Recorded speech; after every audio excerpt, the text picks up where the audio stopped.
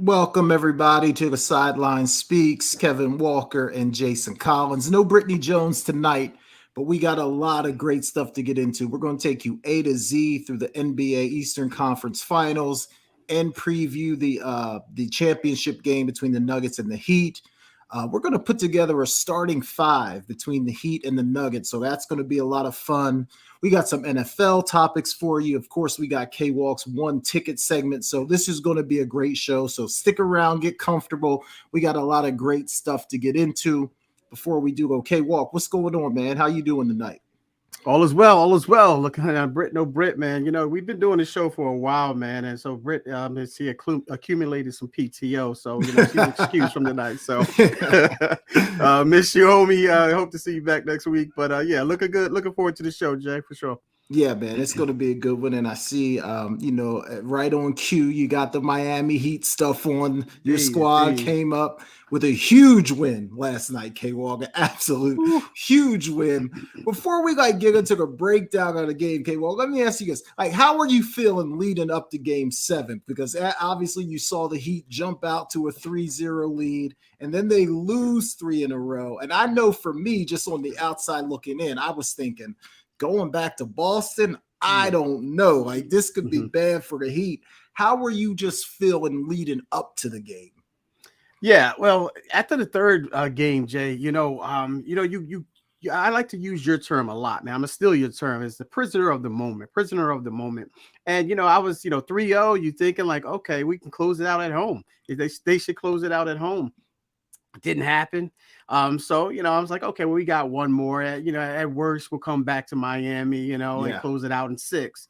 But that game 6, Jay, had me like, okay. And then when they went up 1 with 3 seconds to go.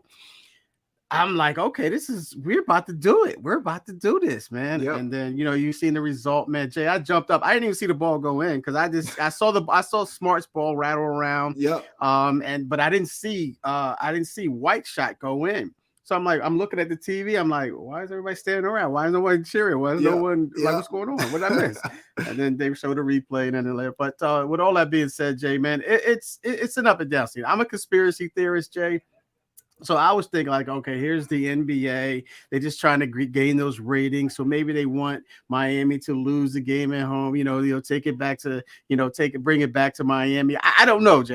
My mind was just all over the place. Like, why all of a sudden did Miami go from being as dominant as they were in the first 3 games to losing in the fashion that they did, at least game 4 and game 5, because they were blown out of the building. But game 6 was like, the conspiracy theorist in me completely left because there's no way you can dial that up. There's no way you could dial it in and up like that.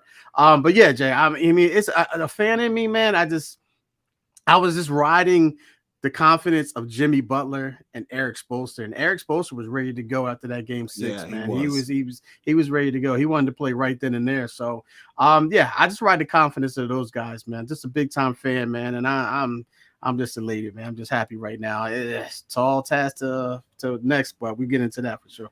Yeah, man. It was crazy because after game 4 and 5, I was starting to think maybe Boston has figured something out. Like it looked like defensively they had really locked down and put the clamps on them. And obviously, and they were making some 3 balls as well, which really helps them. And then game 6, like you said, man, that was kind of the ending was just so crazy. Yeah. But then when you look at last night's game and Miami just absolutely puts it on them. Yeah. Give me your breakdown there, man. What did you see? How was Miami able to do it? Just give me your thoughts on last night's game. Yeah, Jay, I think they just played more sound defense and they boxed out more. They still had trouble of boxing out because in the previous 3 games, they gave Boston a lot of second chance points, man, a lot. Because, like you mentioned, Boston wanted to shoot those threes. And, when you miss those threes, those rebounds could tend to shoot, back to the half court, three quarters of the way, half court, what have you. And it just seems like, Miami wasn't able to get to that. But I think ultimately they did that. They figured that out. And they said, we're good. They went to a zone, which was surprising to me because Boston was hitting threes, and generally you go to a zone when it's versus a non-shooting team, and Boston has shown that they can hit those threes, but for whatever reason they didn't. I think a lot of it, Jay, too, was that first play injury to Jason Tatum. I think they saw how hurt he was, not injured, obviously. And I think that took a lot out of their sail as well. And I think that, Miami's sensed that, and they started to clamp in more on defense, focus more on defense. And then Caleb Martin is just unbelievable, man. He arguably could be the MVP in the Eastern Conference Finals, but he stepped up for sure. Duncan Robinson stepped up as well. Not Bam, but then Jimmy, stepped up. He had a quiet 28 because he wasn't really that. Didn't feel like 28. It didn't feel like 20. You're right. It didn't feel like 28, and it felt like Caleb Martin's 26 was like 50 to me. Yeah, but I just think that's what it was, Jay. To answer your question, is I think they figured it out as far as getting out on the shooters. Boston didn't hit their normal shots, and then ultimately Miami got those rebounds, what they desperately needed, and eliminated those second chance opportunities. Yeah, man. And I'll tell you what the other thing, and I want to make sure I give Miami all the credit in the world, because they came like they were ready to play a game 7, in my opinion. It looked like to me, at least in the first quarter, Boston thought they were just in a game like in a Tuesday night in November. They just seemed lackadaisical to me. I was texting Phil, I'm like, do they realize this is a game 7? But I want to make sure Miami gets the credit, man, because they came, they're ready to play. They executed an outstanding game plan. Like, I thought Spoelstra, man, like you talked about going to the zone, like switching back and forth between man and zone. Boston was never really able to get comfortable. And then even doing a little bit of full court pressure every once in a while just to kind of throw them off. Boston offensively never, ever got comfortable. So I think the Heat deserve a ton of credit for that. But then the other thing, man, like I thought there was just a lack of a better way to say it, like a stupidity factor in the way that Boston played. They were just jacking up 3 after 3 after 3, not going in. I'm like, can we try something else here? Can we try to get to the basket? But I do think you're right. Maybe with Tatum being a little bit hampered, maybe, obviously he's a guy that can get to the basket. But I didn't think Boston played a really smart game. Just shooting all those threes. But to me, you could tell that there was a major difference between what was happening on the Miami Heat sideline and what was happening on the Celtics sideline. But again, I want to make sure Miami gets all the credit in the world for going on the road, hostile environment, game 7 after losing 3 in a row and getting that done, man. That was outstanding. But when we start talking about the differences on the sideline, K-Walk, now, even though it might seem like a crazy storyline when you get your team to the Eastern Conference Finals, there's whispers, there's talk, like, does Mazzulla need to go? And what's your thoughts on that, man? Because this guy, obviously, he did by every standard, like, you get your team to the Eastern Conference Final game 7, nobody can say you did a bad job. Right. But there's talk that maybe he's not the right guy for this job. What are your thoughts on Mazzulla? Do you think he's going to be fired? Yeah, Jay, again, it goes back to what I was saying, and I steal you're saying, the prisoner of the moment. I mean, you look at it, he did get him to game 7 of the NBA Finals 2 years in a row. Well, last year he got him to actually it wasn't him last year. So excuse me. He got him to the NBA Finals, man. I mean, you got to look at it from the standpoint, they were down 3-0. And then, they won 3, they forced a game 7 back in their home. But a lot of people can say, he did that, but then the way that they showed up and in game 7, and again, a lot of people were saying that because, what happened to Jason Tatum was the reason why they didn't get it done. But you know what, Jay, he just seems to me like a guy like this, like he just doesn't have an answer for any time anything goes wrong. Every time that something goes wrong, or the Miami Heat blow them out, which they did in the, all 4 games, his answers were just like ho hum type deal, like ho hum. I don't have an like. He didn't say it like. I mean, he didn't say it, but he gives that impression. He comes off like that, and it's like, does this guy want to be here? Jaylen Brown, after Jaylen Brown's press conference last night, you want to know if he, we'll get into that. You want to know, if he has something to do with that. So with all that being said, Jay, I don't think he's the guy, man. I really don't think he's the guy, for sure. I mean, I just don't think.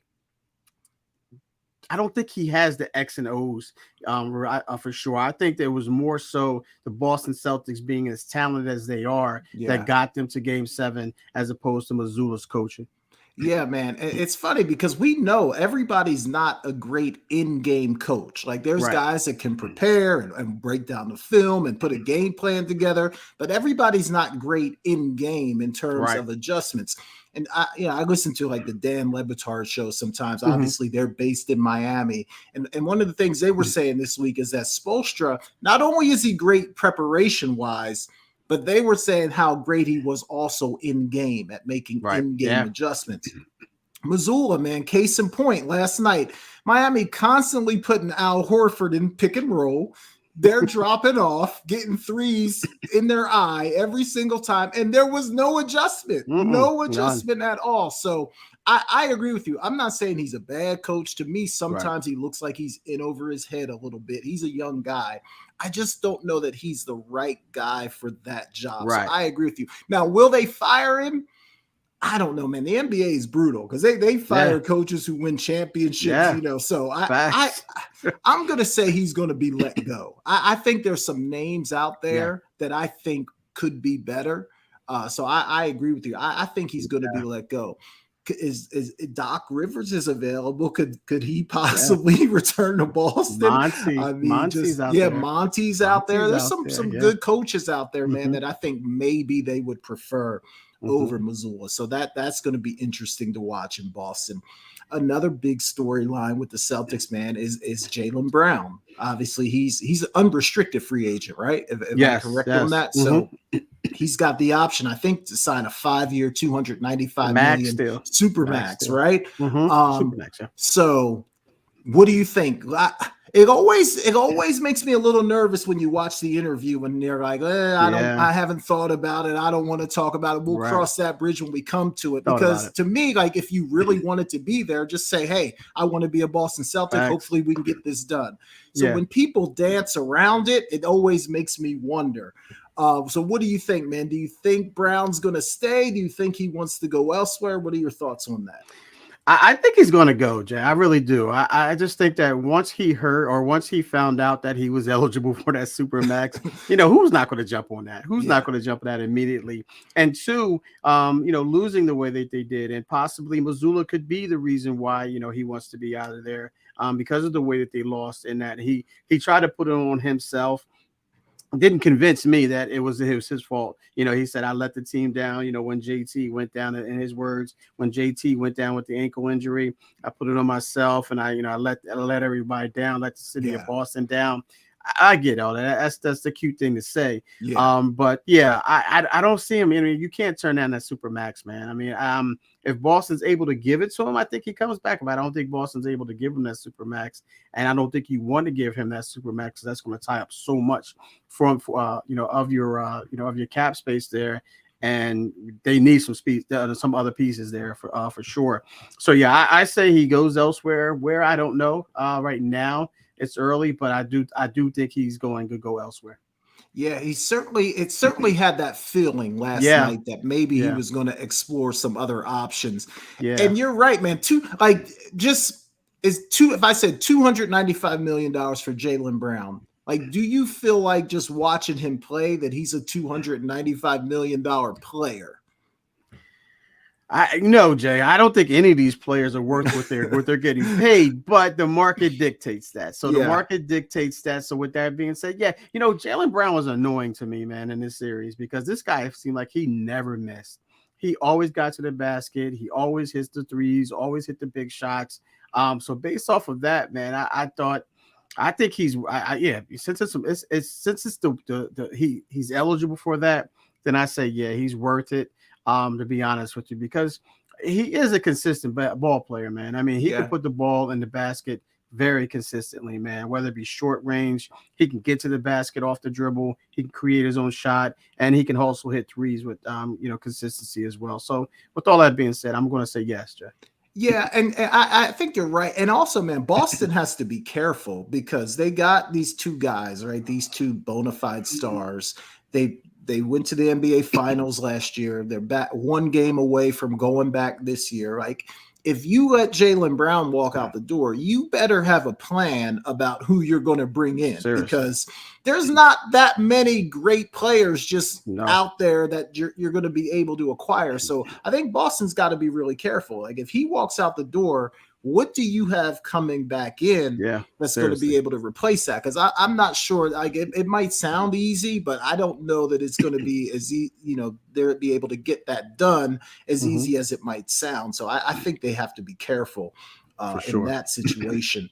But K-Walk, man, like, back to your Heat for a minute. Like, when you look at everything they've done, this was a team that lost the first play-in game, had to get in on the second play-in game, and just everything they've done, not even just this year, but just over the years and the consistency of that organization.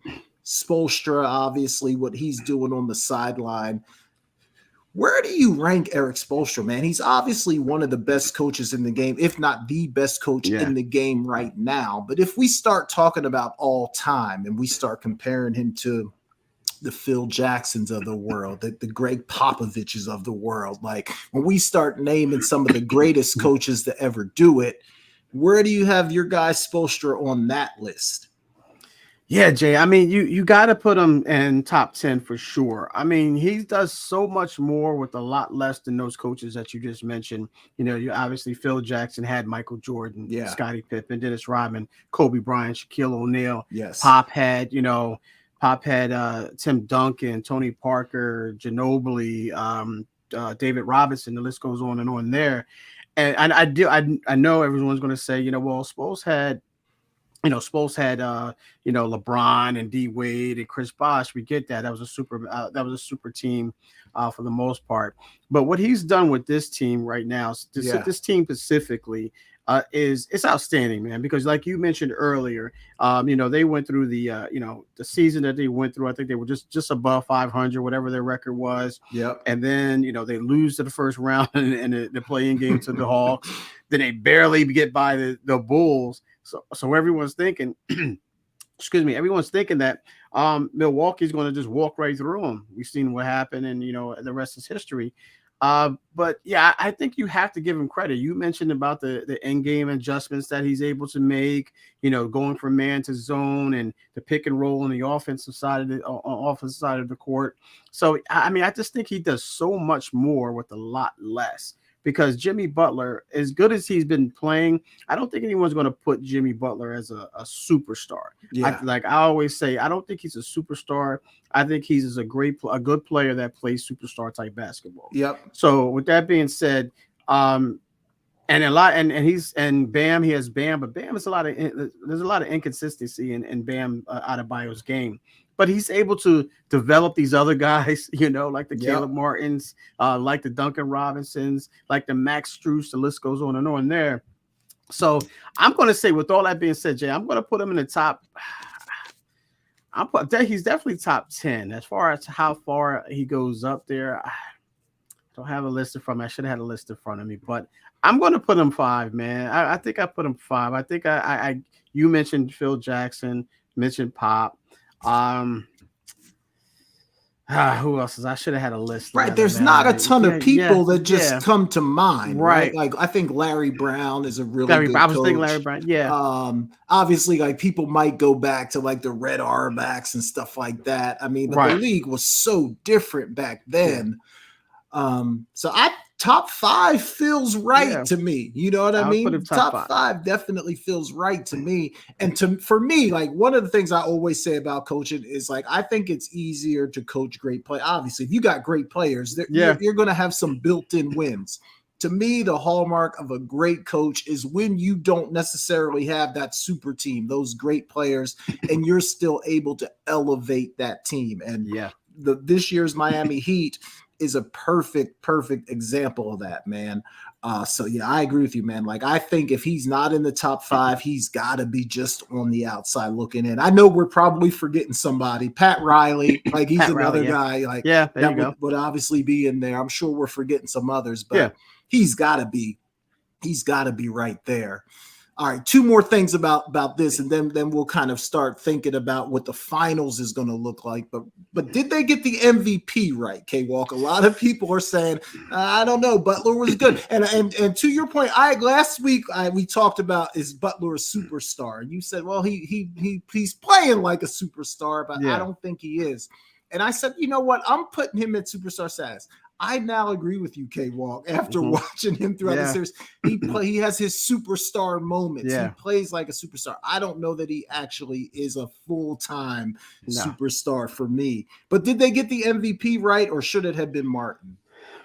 You know what, Jay? It was 5-4 in the voting, so it's arguable. I can see if you went the other way, I wouldn't argue with you. Did they get it right? I'm gonna say no, because I think that he was the most consistent player in the series. He really was. And that's why I said his 26 last night felt like it was 50. It did. Yeah, because it was more quality than anything. He was hitting the shots at the right time. And he was doing it the entire season. But, game 1 and 2 that Jimmy did, and he scored 28 last night, kind of overshadowed all of that. Because of the fact is Jimmy Butler is playoff Jimmy, and what Jimmy did in the previous series as well, with against the Knicks and against the Bucks as well. So I think a lot of that played into it, for sure. But if I had to vote, I would have voted for Caleb Martin for sure. I really would have. But it was 5-4 in the voting, so it was very close. And but did they get it right? No, but I wouldn't. But I'm not mad at it either. Right. I'm not mad at it either. Yeah, man. And I'll tell you, like, especially when it comes down to a game 7, like, to me, Martin was that guy last night that just every time Boston tried to get close, he hit a big shot. Yeah. So if it's close, I could say, this guy really was so impactful in game 7. Maybe you give it to Martin.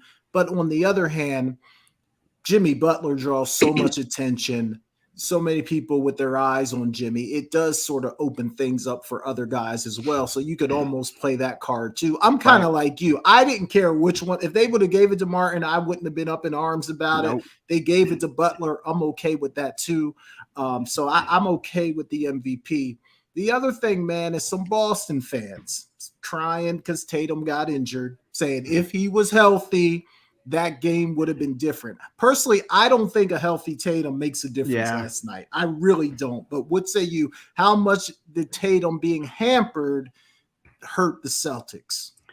Believe it or not, Jay, I was mad that he got hurt because I wanted to get. I really did. Right. Yeah, I wanted to see the Heat win. Against their best team. Their best players. Everyone's healthy.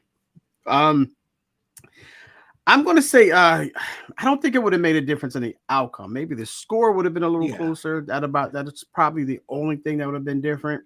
But yeah, like you said, the way that the Heat came out and the way that they sustained that their play, from the first quarter to the last to the end of the game, it was just evident that they were more focused, they were more determined, and that they did everything that they came out and they were set to do.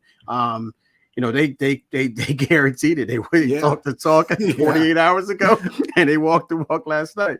So yeah, they was, as far as booking the flight for Denver and all that good stuff. I don't think it would have made a difference, man. I think the way that they lost in game 6 really had them, they could have easily folded their tents, and they did the total opposite. They added to that campground, if you will, and they said, we're going to continue to be here, and we're going to close this one out. So I don't think it would have made a difference, man. I really don't think it would have made a difference in the outcome. Maybe the score, but not the outcome. I agree with you, man. I think the way they lost in game 6, most teams probably would have folded up their tents. Mm-hmm. And I was thinking after game 6, I was like, you know what? Miami might be in trouble going back to Boston, losing like that, heartbreak. But then when I saw Spoelstra at the press conference, and he was so fired up, he was like, I want to tip it off right now. I don't know how we're going to get it done, but we're going to get it done.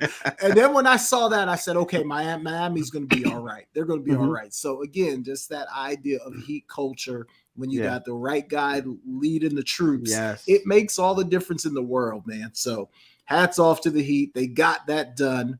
Let's do this, K-Walk. Let's grab a quick break. And then when we come back, ladies and gentlemen, we're going to preview the NBA Finals. We'll pick game one. We're not going to pick the whole series. We want to fill this thing out a little bit like everybody else. But we'll pick game one. We'll tell you some keys to the game. And then we're also going to do an NBA Finals starting five, putting players from the Heat and the Nuggets into a starting five. So if you're listening, guys, go ahead, hit that subscribe button, like it, share it, tell your friends to jump on. Go ahead and drop something in the comments, guys. We're going to keep our eyes on the comment section. So if you got a question or if there's something you want us to talk about, put it in the comments and we'll try to get to that as well. But right now you're listening to the SideLine Speaks with Kevin Walker and Jason Collins, and we'll be back in a minute. CampLyman.com is an opportunity for my big boys to come get some work. Let's put it all together. We built from the ground up. You know, our cliche is it all starts up front. Once again, start, stance, hand placement, hand separation, get-offs, counter moves, a little bit of everything. Polish up those skills before your middle school or high school season began. Just come work on your craft. Once again, CampLyman.com. You're inside Never Had It So Good Sports Radio with Princess Cooper, Tim Moore, David the Duck Riley, Jason Collins, Shoshana Cook, Britne Jones, Travis McGee, Eric Scott, and Kevin Walker. We make it easy to talk sports.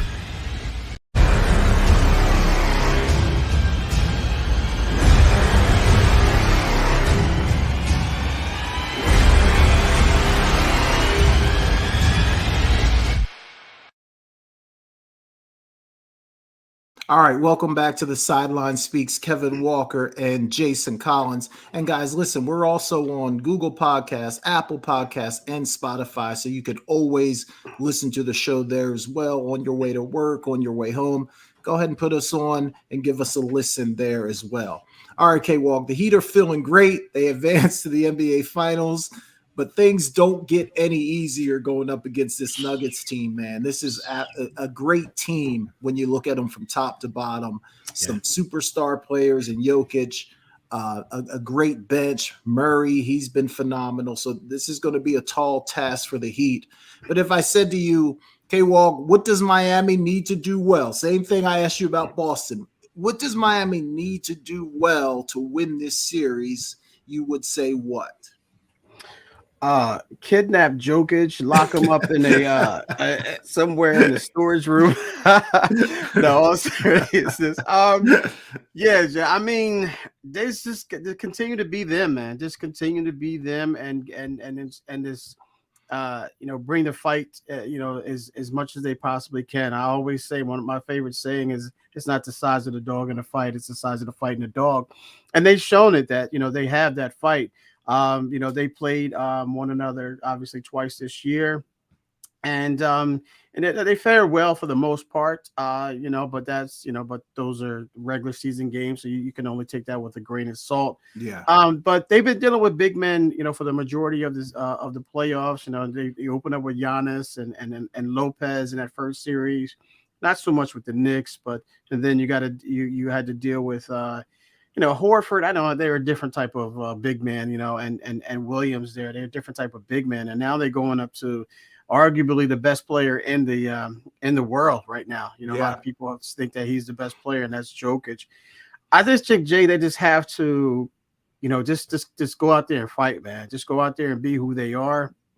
Don't try to be anybody differently, man.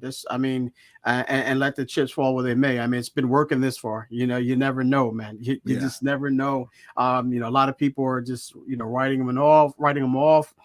This is a foregone conclusion right now. But when you got a guy like Jimmy Butler, and you mentioned Spolston, you got a guy like Pat Riley and Alonzo Mourning, and those guys who follow them, you always have a chance. You always have a chance. I know it's a slim one right now on paper, but we've seen bigger upsets. So let's see what happens. But just to from the fundamental standpoint, from the game standpoint, hit your shots. box out, rebound. You got to rebound. I mean, that's the key for the Heat. They have to rebound and they have to eliminate as many second chance opportunities as they possibly can. We know Joker's he's going to step off the bus and with a triple double. He's going to walk into the building with a triple double. So we know he's going to get his 10, 15, whatever it is he averages there. So that being said, don't allow Joker to do it. Try to contain him as much as you possibly can. But if it's okay if he's him, Jamal Murray is him. Just let those other guys beat you. Try to let those other guys beat you as much as possible. So try to focus on Jokers and again contain them as much as you possibly can. You're not going to stop them. Just to contain them as much as you possibly can, and just hope those other guys that they brought to the dance with them as well just don't show up or not able to, be on rhythm, if you will, along with the music. Yeah, no, man, you're 100% right. It's tough because when you look at Denver's roster, they're so deep, and I feel like they have a lot of guys that they can run at Jimmy Butler, and now even Caleb Martin as well. Like they're going to have to figure out a way to stop him too. But they have some length in guys like Michael Porter Jr., Aaron Gordon. I think he's going to draw the assignment to start the game. But then they also can bring Green off the bench. Like they just have some guys, some different guys that can, guard Jimmy and give him different looks throughout the game. So I do think that's going to be tough. But you're right. I think if Miami can rebound the basketball, I think that's going to be huge. And then just play the way that they play, it's going to be interesting. Obviously, I think for game one, they're a big underdog. I think like 8.5 points or something like that. But, to me, it almost brings in that conversation of rust versus rest. Like, the Nuggets are off like 9 days, I think. So there's going to be some rust there for sure. Miami's just coming off a grueling 7-game series, so they have no rest whatsoever. Right. But sometimes, that works in your favor. Sometimes it doesn't. So when you look at that, K-Walk, do you see any kind of advantage there for either team, the team that's been off for 9 days and is well rested, but maybe rusty, or the team that's been playing every other night, they're in a rhythm, but maybe a little bit worn out? Yeah, I mean, I'm going to go with the latter part of that, Jays, because I think that it's fitting for. I think the Heat have the advantage in that aspect because being not off 9 days and coming into a team, you obviously you got to the Nuggets. They have the opportunity, to study them, their tendencies. They've seen them for 7 straight games. And then they have, 2 games, 2 days, 3 days to prepare for them now. Now the rush factor, I hope it kicks in. As a Heat fan, this is the Heat fan in me. Hopefully it kicks in, and then maybe the Heat can steal that first game. But I do like the fact that the Heat are coming off of that grueling 7 games. I know grueling is not an attractive word, but with that grueling, it also comes with rhythm. So from rhythm, continue to play with one another. I know Denver's probably been scrimmaging and going hard and things of that nature, but it doesn't really give you that end-game NBA final feel. For sure. And I think that, game one can give somewhat of an advantage. It's going to give the Heat somewhat of an advantage. Will it be enough? I don't know, Jay. I don't know, but I like it because they are in rhythm, as you mentioned. So I like it from that aspect. Yeah, and sometimes coming off a long layoff like that, man, 9 days is a long time not to play an NBA game. And you can try to simulate it in practice, but it's never really the same. So I do think maybe early in the game, first quarter, there's going to be a little bit of a back to getting in the flow of things that the Nuggets are going to have to deal with. But them being at home, that place, man, it's going to be crazy. They're I think this is their first finals. If I'm not mistaken, I could be wrong. It's going to be a crazy environment, man. So it's just going to be very interesting to watch how that thing plays out. But when you look at both of these teams, man, we've talked about players on Miami. We've talked about players on the Nuggets. But if we were going to put together a starting 5, this wasn't as easy as I thought, man. Like, there's a couple guys that you're like, okay, they're on the starting 5. Yeah, for sure. But then filling in those last couple started to get a little bit tricky for me. So let's do our starting 5, NBA Finals starting 5. I can't wait to see what you came up with here, K1. But who you got, man? NBA Finals starting 5.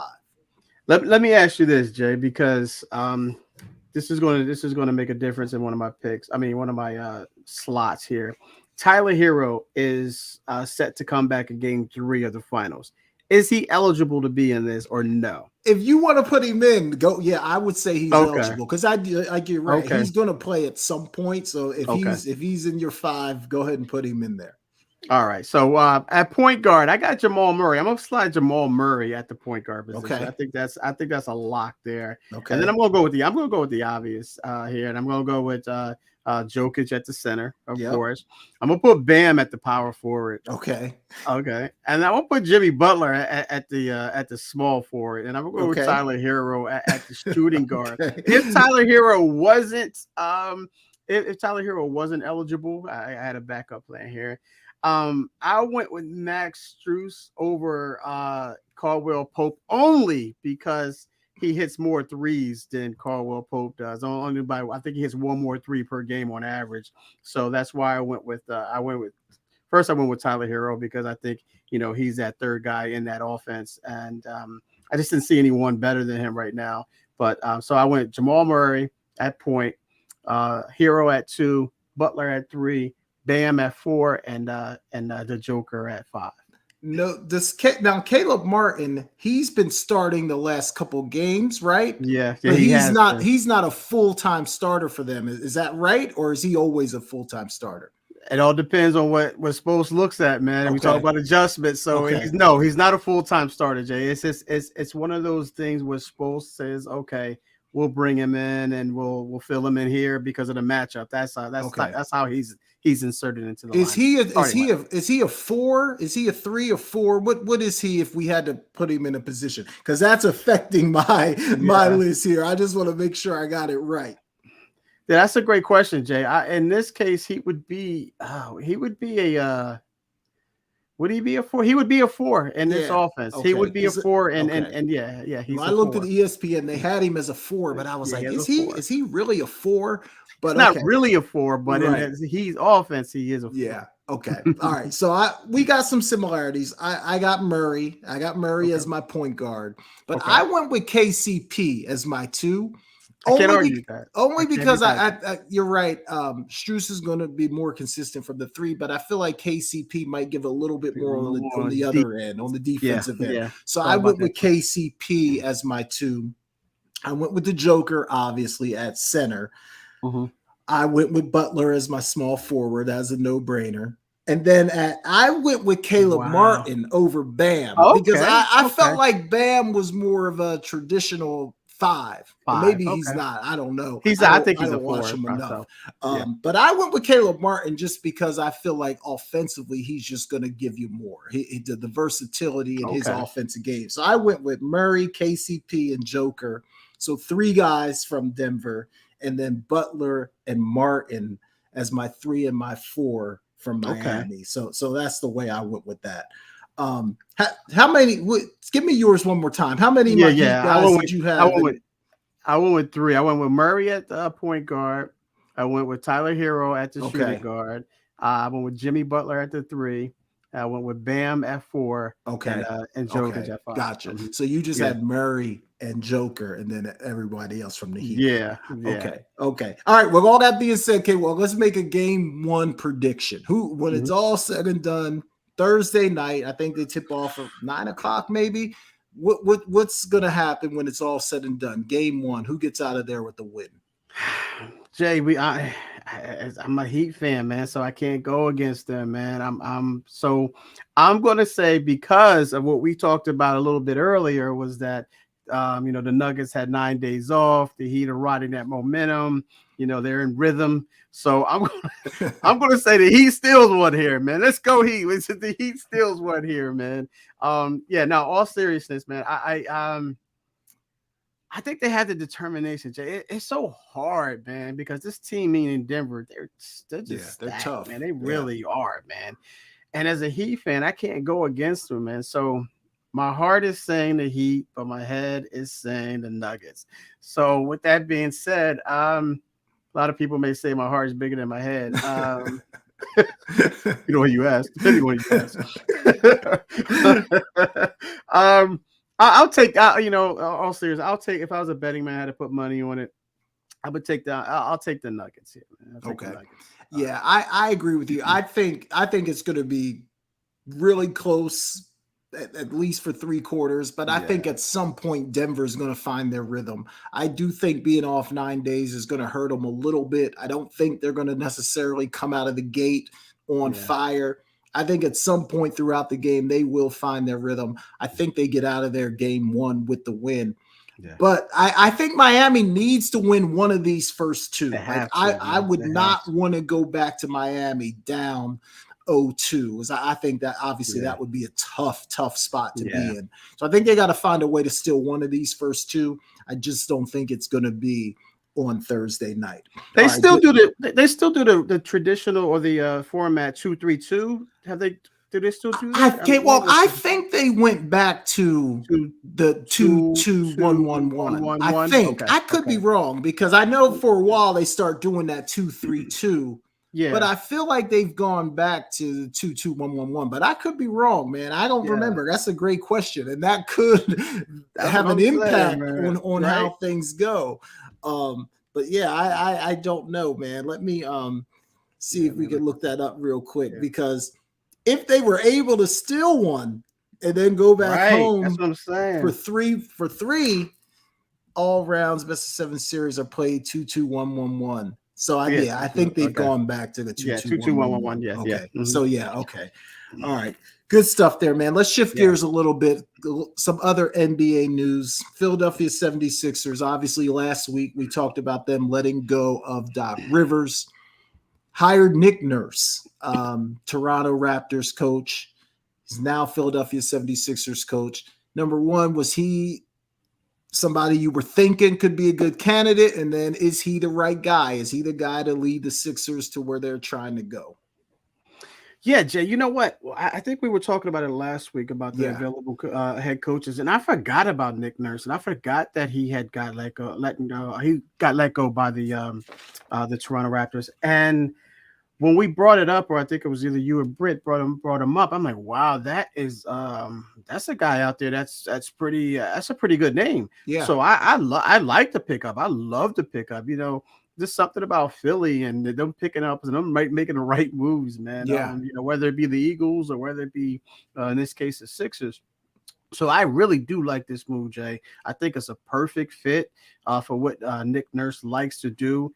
He has, Joel Embiid there. We're going to see what James Harden does in the offseason. I think this may be something that he entices him or attracts him back to Philly. But I love the move, Jay. And again, I don't want to call it a sneaky move because I didn't know about it. Right. But I think it's a really good pickup, especially when you had Doc out there, you had Monty Williams out there as well. So I really like this, man. They go from a doctor to a nurse. So why not, man? Why not, man? Why not? So I like it, though. I like it. Yeah, man. I think it's a good hire. And kind of just listening to what some people are saying, like, I feel like one of the reasons they hired Nurse is because they feel like he's going to challenge those players. Yeah. He's going to coach them hard. And not saying that Doc didn't, but maybe this will just be a little bit different, a different voice, a guy that's going to hold him accountable.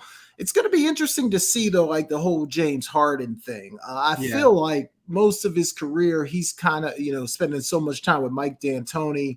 I don't know that he's ever really been coached that hard. So it's going to be interesting to see how he gels with Nick Nurse, or if he even gets the opportunity to gel with Nurse, because there's rumors out there that Harden wants out of Philly, or maybe he's thinking about going back to Houston. Yeah. Mm-hmm. So I guess, man, when it's all said and done, will Harden be in a Sixers uniform next year? You think he stays? You think he goes? What do you see happening with Harden? I think he has to come back, man. I think he asked for this, and a lot of people are saying he's the reason why Doc isn't there either. I think he has to come back for sure, and to use Boston's terms, I think it was Boston's term, unfinished business. You gotta do that. You gotta go out there and maybe sign a 1-and-1 1-year deal with a player option, just in case you don't like the way it happens or worked out for you in year one. You can opt out in year two. So I say he should come back, man, for sure, and then see what Nick Nurse can bring to them. Bring to the city of Philadelphia for sure. Again, if James Harden comes back, I think that's a perfect combination for sure. Yeah. I just still I don't love the way James Harden plays basketball. I just don't like it. I feel like we've seen that movie so many times. Like yes, he's really good in the regular season. We've seen him fade in the playoffs year after year after year, not show up in some really important games. So I'm just not sure. But Joel Embiid too, like, man, I don't know that he should be let off the hook either. I mean, this is the MVP of the league. And I know he was banged up down the stretch. So I know he was injured, but it just seems like he doesn't necessarily put together MVP performances when all the money's on the line either. Yeah, well, let me just ask you this, man, because you alluded to something last week, and I was thinking about it. We didn't necessarily have time to get into it. Is Embiid your MVP, or do you think that award should have went elsewhere? Look, man, it's so funny you asked that question, Jay. I was watching, I forget what I was watching today, and Michael Wilbon was on there. And Michael Wilbon said the same thing I was thinking. He said, I voted for Joel Embiid, but I think Joker is the best player in the world. Yeah. And so that's, it's like that's saying, like, all right, I'm tired of voting for Joker. Let's give it to somebody else. Yeah. It's Joel Embiid. So with all that being said, if you're going to say the MVP again, what is the criteria of the MVP? Is it the best player, on the planet? Is the best player who had the best season number-wise? How are we determining who the MVP is? Now, if it's just the best player, I'm going to give it to Joker, man. But Joel Embiid does have an argument that he's better on the defensive side of the ball. He does perform well on the defensive side of the ball. And it could have easily gone to Joker as far as him being the MVP 3 years in a row. So with all that being said, I'm gonna agree with Michael Wilbon. Joel Embiid is the MVP of the season. But however, I'm going with Joker as the best player on the planet right now. Okay. I can't disagree with it. And it is a regular season award, so it's hard to hold it against someone because they don't get it done in the playoffs, because that really and truly is a regular season award. But man, Joker's so tough, and just everything that he does offensively. Obviously, he can come out and get you 30, but he's going to get you 12 assists. He's going to rebound the basketball. Like, he just does so much. And then just from an IQ standpoint as well, it just feels like he sees the floor like some of the best point guards that we've had in the league. Like, he sees the floor on that level. So I agree. Hey, Jay, and let me add this too, man, because Britt's not here to interrupt me. So with that being said, I'm gonna say I got a problem with Joel Embiid and what he did during the regular season, man. It's they had a chance. They only play the Nuggets twice a year. And I don't know if you recall the second game they were playing in Denver, and Joel Embiid played the game prior to playing against Denver. Mm-hmm. He played that game, had a great game, and then the next game they were scheduled to play against Denver, he sits out. Yes, he sits out. But everybody wants to call him the MVP. I wanted to see him go against Joker to see, where, was he scared? Maybe he thought Joker would give him the business, and that would taint his MVP season. You know what I mean? Yeah. So I have a problem with Joel Embiid doing that. I know he played the game before, but you knew you were going up against Joel Embiid the next game. That's right. So why not sit that game out, the previous game, and then be ready, be healthy, because they said he was hurt or whatever. You know how it is, load management, whatever it is. Sit that previous game out and then be ready for a Joker and give him the business, and that way you can solidify that MVP. I know you got it nonetheless, but for your NBA guys, man, I think he kind of flaked out on that one for sure, man. Yeah, no, I remember you alluding to it when it happened, and I agree. Like, and that again, that's one of the things that I love about some of those players from the 80s and 90s. Yeah. They would have never missed a game like that. Like, if Jordan had a chance to go up against Magic or Dominique Wilkins or Larry Bird, whoever it was, they would never miss a game like that. So I'm definitely with you there. I think I was watching that same show that you were watching because I heard Mike Wilbon saying the same thing. And the other point he made that I agreed with was Joel Embiid has to find a way to get himself in the paint on that block more. Like I know his game's versatile. I know he can shoot the 3 ball sometimes. I know he can shoot 18-footer. I know he can do that. But when the money's on the line and you're 7'2", you got to get on the block, man, because he's virtually unstoppable down there. So maybe Nick Nurse can bring some of that to the table as well. All right, good stuff, K-Walk. Let's do this, man. Let's grab our second break, ladies and gentlemen. Again, if you're watching, hit that like button, hit that subscribe button, share it with your friends. Let them know that we're on live right now. Again, you can listen to the playback, Google Podcasts, Apple Podcasts, and Spotify. We're going to grab a break, but when we come back, we're going to shift over to the NFL because we got a couple topics we got to get into. DeAndre Hopkins, we're going to tell you some possible landing spots for him. And then we got to talk about Jimmy G because his contract's going to be very interesting as we roll into this NFL season. So you're listening to the Sideline Speaks with Kevin Walker and Jason Collins, and we'll be right back. CampLyman.com is an opportunity for my big boys to come get some work. Let's put it all together. We built from the ground up. Our cliche is it all starts up front. Once again, start, stance, hand placement, hand separation, get-offs, counter moves, a little bit of everything. Polish up those skills before your middle school or high school season began. Just come work on your craft. Once again, CampLyman.com. You're inside Never Had It So Good Sports Radio with Princess Cooper, Tim Moore, David the Duck Riley, Jason Collins, Shoshana Cook, Britne Jones, Travis McGee, Eric Scott, and Kevin Walker. We make it easy to talk sports.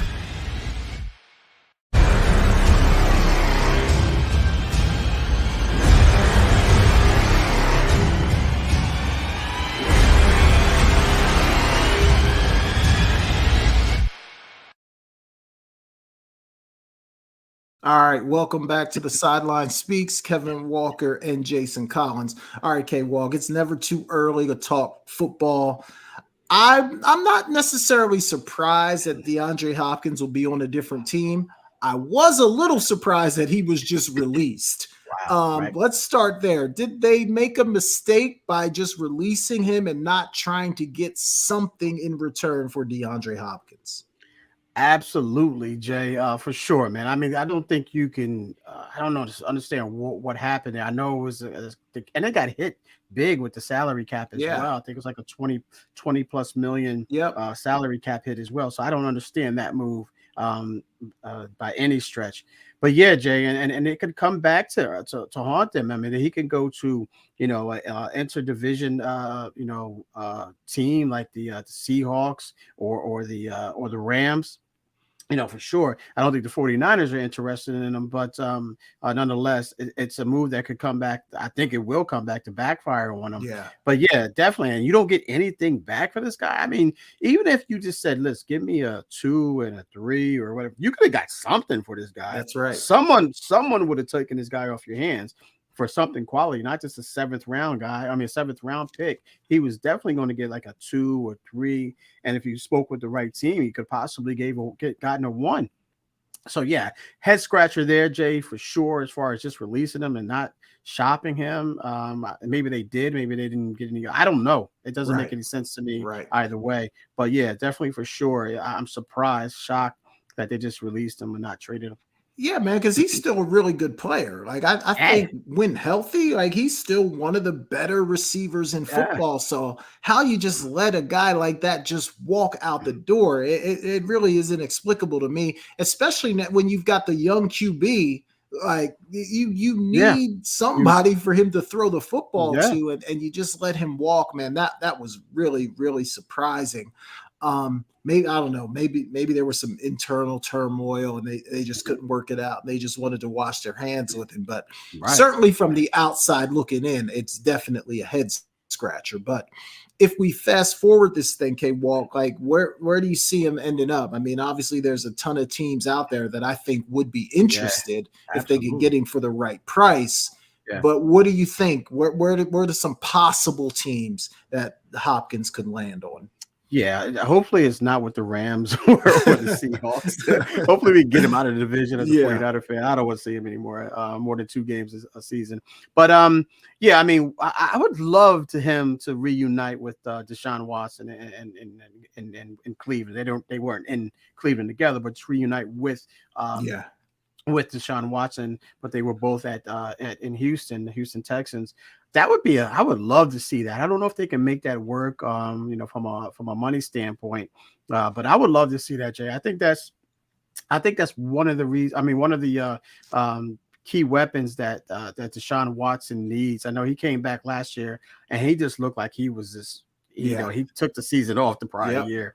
So he needs someone to throw to. So a big time receiver, someone who not only can, take the intermediate pass and make a big play out of it, but someone who can also stretch the field as well.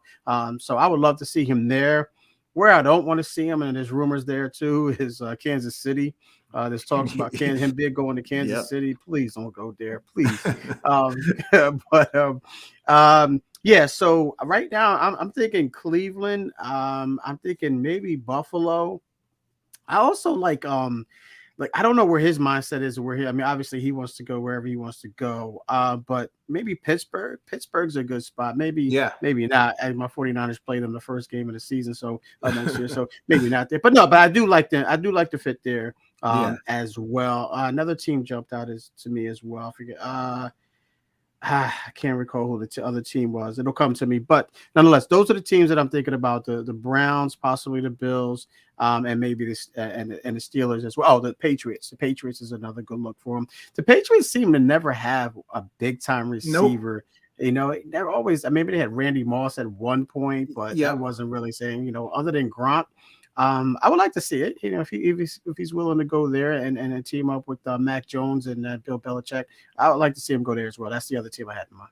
Yeah, it's going to be interesting because he's obviously, even though he's still really good, he's obviously getting later in his career. So I wonder, is he thinking, look, I just want to go where I can make the most money, or is he thinking, look, I want to have an opportunity to win a championship? Because it'll be interesting to see if that dictates sort of where he goes. Like, would he take less to go to Kansas City, or is he going to just try to get as much money as he can and go to the highest bidder? So I think that's going to be interesting. But yeah, K-Walk, you pretty much hit all the teams I had. I saw earlier today that Deshaun Watson said he would love to have DeAndre Hopkins in Cleveland. He was going to make a phone call and see what happens. So I saw that. Legal. Kansas City, they're going to try to get their hands on him because, the rich get richer. So I think that's an option. Someone else threw out the Detroit Lions. They said from a salary cap standpoint, they were in a good position to maybe acquire DeAndre Hopkins. Who's their quarterback, though? I don't even know. Jared Goff. Jared Goff. That'll be interesting. But Detroit, I know, for the last decade, they've been sort of, an afterthought. But this is a team that I think is going to be pretty good this year. So they could be a sneaky team that maybe he ends up on too. But that's going to be one to watch. Let's talk about Jimmy G, man. His situation got a little bit interesting. I guess it came out that he had like a foot surgery after he signed a contract. Yeah. So now he had to sign a waiver that if any injuries come up, that contract could be voided. Man, I know you're more plugged in and locked in on this probably than I am with Jimmy G being a former 49er. What do you make of all this, man? Can you break it down for us? Because I don't even know what's going on with this one. Yeah, I think Jimmy G just thought that once he got that contract, he could pretty much do what he wanted to do. I mean, obviously he didn't inform the Raiders. He was going to have the surgery, obviously. Yeah, because of the fact of the matter is, I don't think the Raiders would have went anywhere near Jimmy G, especially not giving him the contract that they gave him.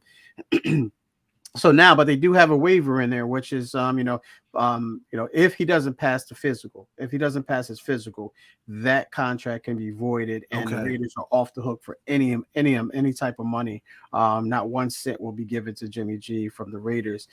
So head scratcher there for Jimmy. Again, he made another move that was kind of questionable. You know how I feel about him. He could have played in the NFC Championship. He could have been a backup there, but that's a story for another day. But yeah, very interesting there, Jay. Why he did that, and I don't know if he read his contract or if his attorney or his agent read his contract, or before he read his. Before he took he had the surgery.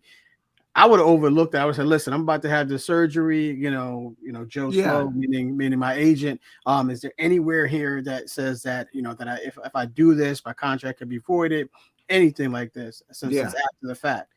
So comes to find out if he doesn't pass the physical once he's healthy after the surgery, again, they could void it. So I don't understand that move by Jimmy G, and I don't understand the move by his agent to allow him to do that if they read through the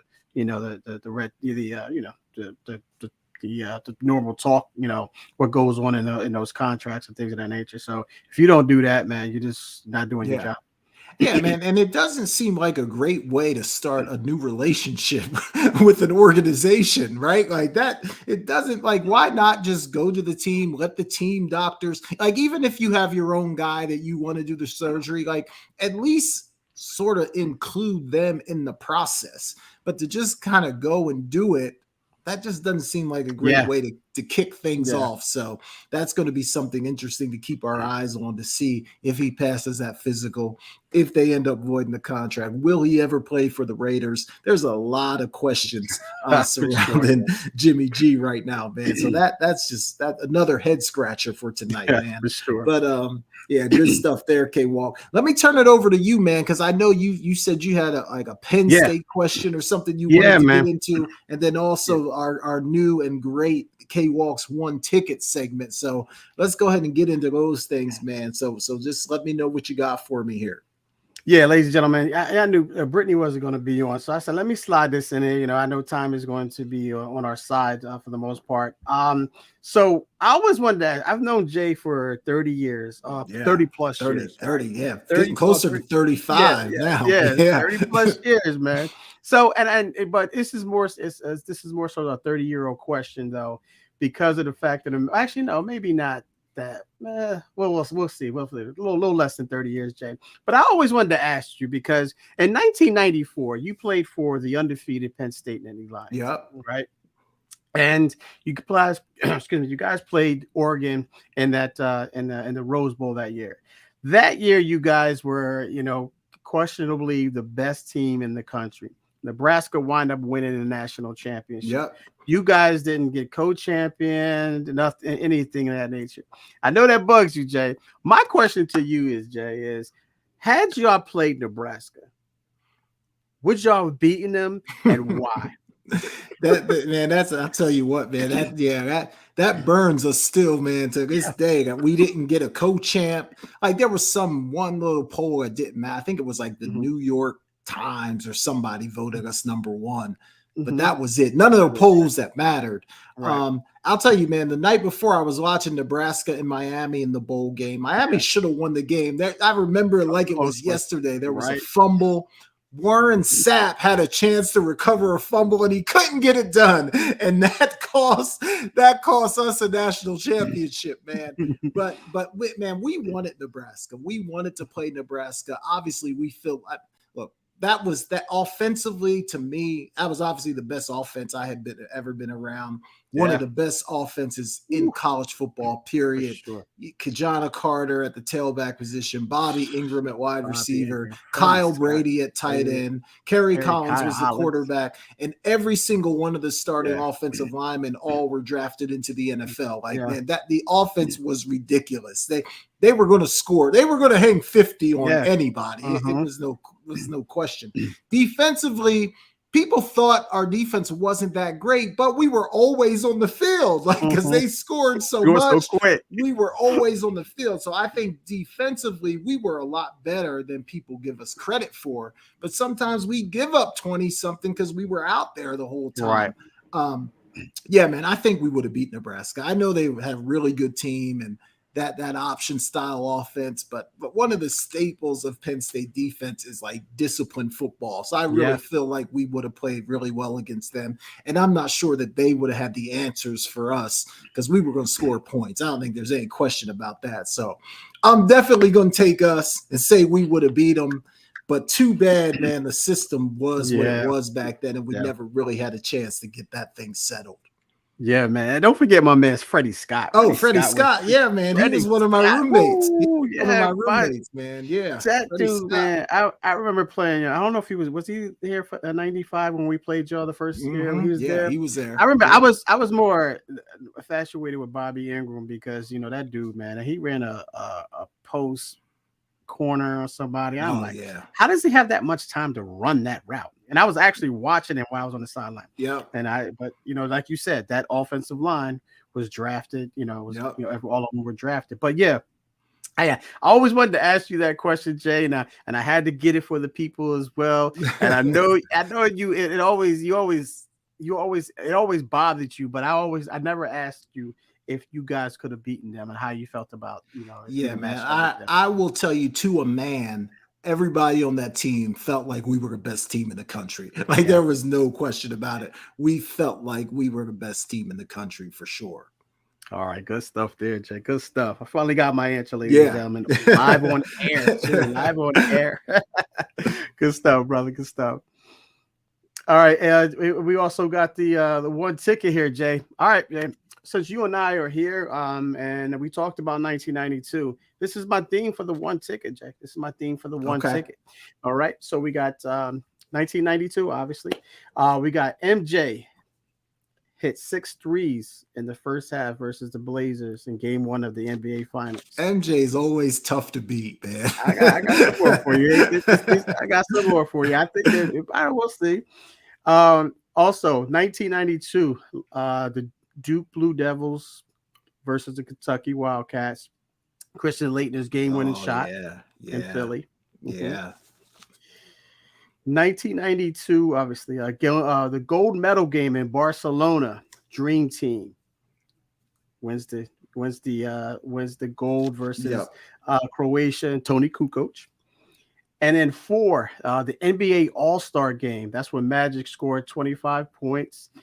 He was the MVP, and this is after he announced his retirement after. And then he came back for that. Okay, I remember. Yeah. And the West won by 40, 153, 113. And we remember that 3 he hit with like 14 seconds to go. Isaiah picks up the ball, so that's the game. Where we're calling the game right now. So with that being said, one ticket, those 4 events. Which one you take? This is tough, K-Walk.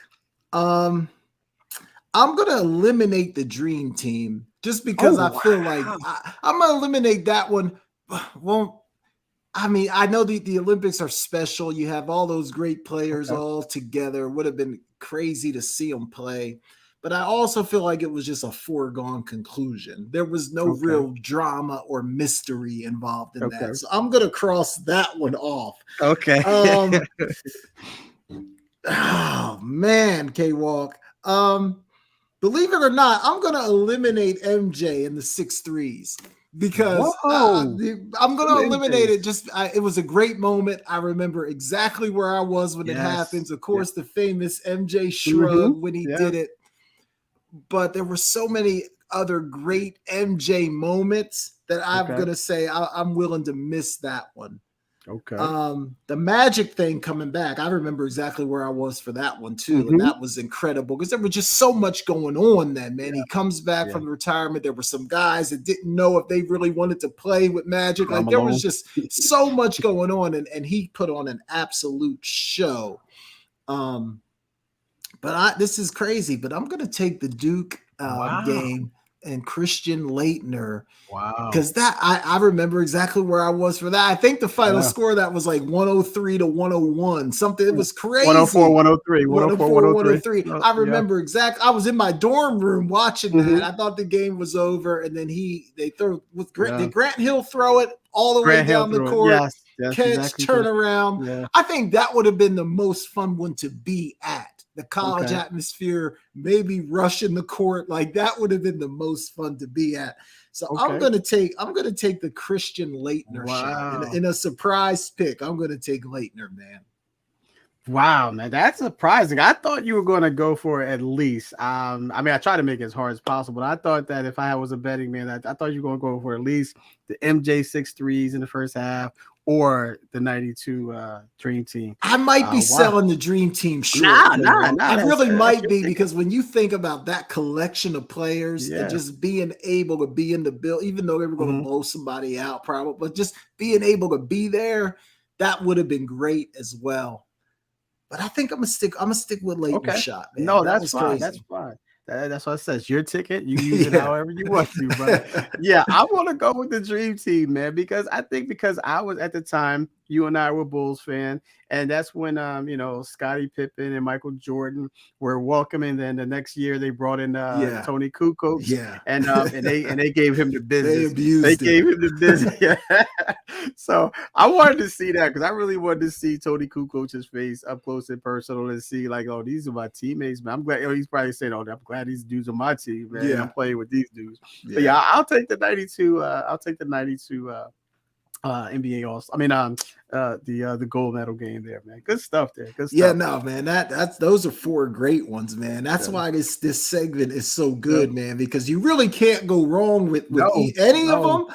But if you just had one ticket, which one would you cash in? So man, that's great stuff right there.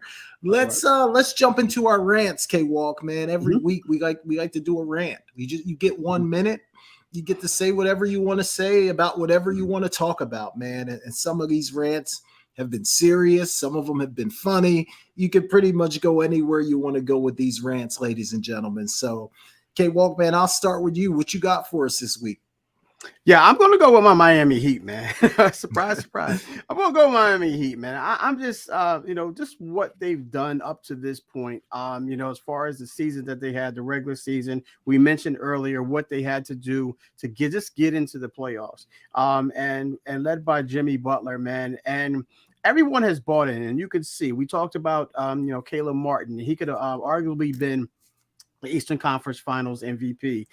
Just everyone's buying in, and you can see each and every game, the more confident that they are, and they believe in their ability to go out to guarantee a Game 7 win on the road 48 hours prior is outstanding. So, and Eric Spoelstra, shout out to him, man, for getting these guys ready. Pat Riley and Alonzo Mourning as well. So go Heat. Let's go Heat. Yeah, man, that's spot on 100%. It kind of goes along with my rant, because I'm going to talk about the Celtics. Okay. I just feel like after winning 3 games and getting to Game 7, you don't have to win the game. If you lose the game, that's fine. But at least come out and act like you're in a Game 7. And I thought it took the Celtics at least a quarter to even realize what was at stake. And then, like I mentioned earlier, to me, there was just a stupidity factor. I don't know why they shot so many threes when none of them were going in. Like, do you have a plan B? Do you have something else you can go to if that's not working? And obviously, I think some of that is on Missoula, but some of that is on the actual players themselves. Like, do something different if it's not working. So for me, it's on the Celtics. They didn't look like they were ready to play. And they shot too many threes. And again, I don't want to take anything away from the Heat, because the Heat had a lot to do with that. But to me, the effort just didn't look like it was Game 7 worthy. So Boston, you got to be better than that in a Game 7. K-Walk, man, before we get into our Who's Ball, and there was some other news that kind of broke later in the day. I just want to get your thoughts on this real quick. Bob Myers stepping down as the Warriors president of basketball operations and general manager. Some people are saying he's getting out of there because he doesn't want to have to make the tough decision to get rid of Clay or to get rid of Draymond Green. Like they feel like maybe that team is breaking up. I don't know that that's the reason why he's leaving. Maybe it has something to do with it. Who knows? But I think the bigger question is if we just take a quick look at Golden State, do you suspect that they're going to keep those core players intact? Steph, obviously, he's going to be there. But Clay, Draymond, do you think those guys are going to still be in Golden State next year? You know what, Jay? I can see Draymond being gone, but I can also see him staying. I can see the guy leaving is Clay, especially the way he performed or didn't perform in that series against the Lakers, man. He just totally disappeared. He really did. He had that, I think the second game, he had a great game, but other than that, he just fell off, man. So I think they're willing to, I think they're going to do this. I don't think they're afraid to do that. I think they know that, some of these guys out there, like Kyrie's there. I don't know if he's a good fit. He would be a good fit there. But we talked about Jaylen Brown possibly being a guy that's going to be available. He would be a good fit there, alongside Steph and Draymond Green.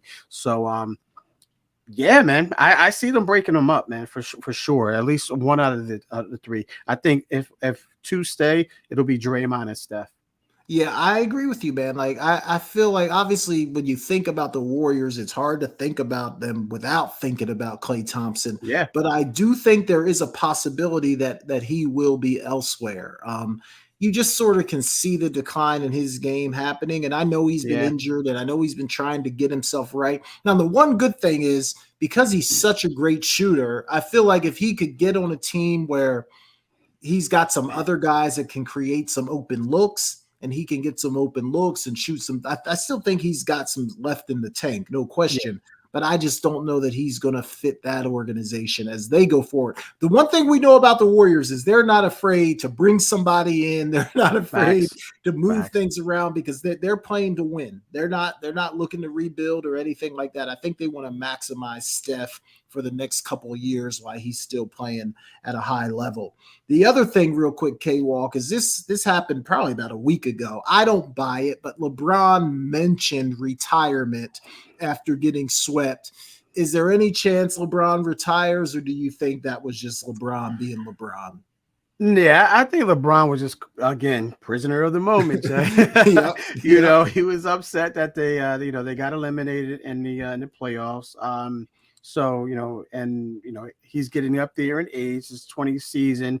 He always said that he wanted to play with Bronny. I don't know how much of that's going to happen, but, I think that's still, maybe he wants to take a year off, retire. I don't think he's going to do that at this point, man. I really don't. I think sources close to him, sources close to his camp says that he's going to be back for another year with the Lakers. So he's too competitive, man. I don't think he wants to go out like the way he went out. So I don't think he's going to go by any stretch. And I don't think he's going to retire. Not now, anyway. Yeah, I agree 100%. And he's still playing good. Like he's not Miami LeBron or Cleveland LeBron, but he's still pretty darn good. So if he's feeling okay, I don't see why he would retire. It just doesn't make any sense at all to me. All right, man, let's do our Who's Ballin' segment. Then we'll get out of here. Every week we want to shout out a team, player, or coach that's just been absolutely getting it done. I'm going to go first here tonight, man. We like to try to sneak the WNBA in somewhere throughout the course of this show. So I'm going with my Vegas Aces, off to a blazing start, 4-0 right now. Really haven't played a close game either, K-Walk. They've been blowing everybody out. Yes. So my Vegas Aces have been absolutely balling. Who you got, K-Walk? All right, man. I was going to go with Caleb Martin, but the more I thought that was just obvious. We've been talking about him for the majority of this show, but I'm going to go with another Miami Heat guy, man. And I'm going to go with actually two guys here, man, for different reasons. I'm going to go with Haywood Highsmith, the young man from Miami there, man. He comes in sparingly, and when he comes in, man, he brings so much energy to that Miami Heat team. Like they need more energy, but he's just an extra added spark there. And he did a great job in game 5, even though they got blown out. But what he did in that little bit of time, he actually made that game a little bit more respectful. And then what he did last night as well, coming in, taking as the kids call it, taking Jason Tatum's cookies, if you will, and lay the ball up. So he did a lot there. Also, I want to give a shout out to Duncan Robinson, man. Duncan Robinson, man, he's finally stepped up and earning that $90 million contract that the Miami Heat gave him a couple of seasons ago. So Haywood Highsmith and Duncan Robinson, you guys been doing your I don't want to call them your role plays, but playing your role, because Jimmy Butler doesn't call them role players; he calls them teammates. Yeah. So you've been helping the team, yeah.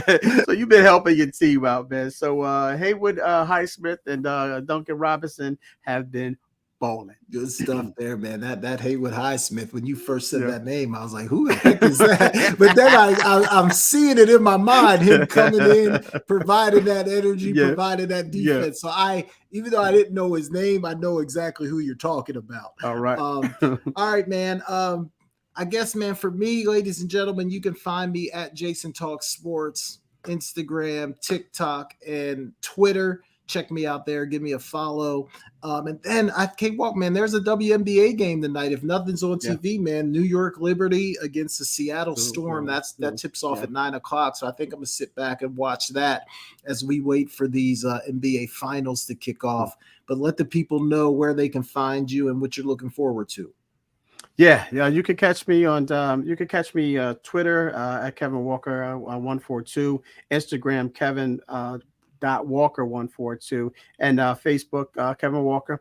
Also, I have a show tomorrow night with Eric Scott. It's called Sports Talk with K Walk and E Scott. We'll Never Had It So Good Sports Radio. The links will be on those platforms I just mentioned. Also, you can catch the replays on Spotify and anywhere you listen to podcasts. Your podcasts are for sure. What I'm looking forward to, Jay, is Thursday night, man. Thursday night kicks off the NBA Finals. Yes, let's go Heat, man. So I'm going to see, what they can do, how they look. Hopefully they can squeak one out. And also, just like you, Jay, I'm looking forward to some WNBA. And, I've been dialed into a little bit too, Jay. Some tennis. Tennis is here for a little bit. French Open. French Open. Yeah, I've been dialed into that for sure. I got a chance to check out Coco Golf. My girl Alicia Parks. Woo! Oh my gosh, she's so love watching her game, her play.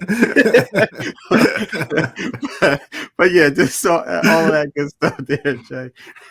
Yeah, good stuff. I'm a tennis fan too, man. I saw the French Open start, and I've definitely been tuned in there as well. So good stuff there, K-Walk. All right, ladies and gentlemen, we certainly appreciate you guys listening. We'll be back next Tuesday live at 7 p.m. Check us out, Spotify, Google Podcasts, Apple Podcasts. Hit that like button, hit that subscribe button, anything you can do to get the word out. We certainly appreciate it. And for Kevin Walker, I'm Jason Collins. Thank you for listening, and we'll see you next week.